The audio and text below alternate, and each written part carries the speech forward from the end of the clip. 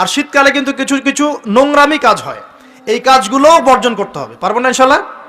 এক নম্বর নোংরামিটা হচ্ছে শীতকালে দেখবেন এমন কিছু মানে অনুষ্ঠানের আয়োজন করা হয় যেগুলোতে মানে অপসংস্কৃতির বাদ্যযন্ত্র বাজতে থাকে। খেয়াল করে স্পেশালি দেখবেন গ্রামে গঞ্জে কিছু কিছু পিকনিক আয়োজন করে, এগুলোতে দেখবেন এমন গান বাজনা বাজায়, ডিজে গান বাজায় যে মানুষের সারা রাত ঘুম হারাম হয়ে গেছে। হয় না এরকম? এরকম হয়। ঐতিহ্য রক্ষা করতে সমস্যা নাই। শীতকালে আমাদের এখানে পিঠার উৎসব হতো না, তারপরে আমাদের এই যে একটা নবান্ন উৎসব হতো না, একটা দেশীয় লোকজ ঐতিহ্য থাকে, সেগুলো পালন করতে সমস্যা নেই যতক্ষণ পর্যন্ত সেগুলোর মধ্যে কোনো শিরক বেদাত বা হারাম না ঢুকছে, এগুলো পালন করতে সমস্যা নেই। কিন্তু আপনি পিকনিক করবেন, এখানে দেদার্স মিউজিক প্লে করবেন, ডিজে বাজাবেন, মানুষের ঘুম নষ্ট করবেন, হারাম করবেন, এটা কি ইসলাম জায়েজ করেছে নাকি? এই কাজগুলো শীতে বেশি হয়, সতর্ক থাকবেন। শীতে আবার দেখি আমরা অনেকেই কি করি, ব্যাডমিন্টন খেলেন, তাই না? সরকারি লাইন থেকে একদম মাশাআল্লাহ ইলেকট্রিক লাইন নিয়ে, যদি খেলতে হয় নিজের বাড়ির লাইন থেকে খেলবেন, নিজের বাসা থেকে লাইন নিয়ে খেলবেন। খেলেন, আমি উৎসাহিত করছি, কারণ এটা আপনার ফিজিক্যাল স্ট্যামিনার বাড়াবে, অ্যাটলিস্ট আপনার শরীর চর্চা হবে, ঠিক আছে?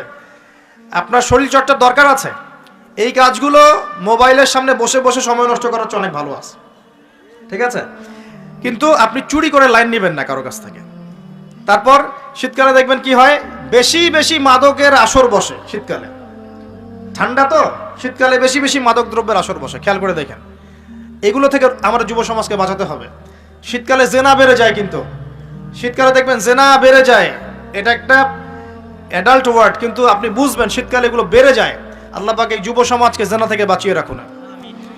শীতকালে দেখবেন কনসার্ট বাড়ে, কিছু কনসার্ট বাড়ে না, এবং মিউজিক্যাল কনসার্ট বাড়ে, দেখবেন মানুষ স্টেজে উঠে একদম কি লাফালাফি শুরু করে, কি মিউজিকগুলো প্লে করে, মানুষকে উন্মাদনার মধ্যে রেখে দেয়, এবং হাজারে না লক্ষ লক্ষ যুবক সেই কনসার্টগুলোতে যায়।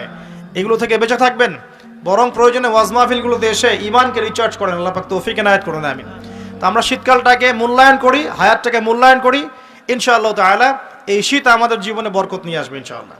এবং আল্লাহ রাব্বুল আলামিন এর ওসিলায় আমাদের গুনাহগুলো মাফ করবেন, বেশি বেশি নেক আমলের তৌফিক দিবেন, যাতে করে পরকালটা সুন্দর হয় ইনশাআল্লাহ।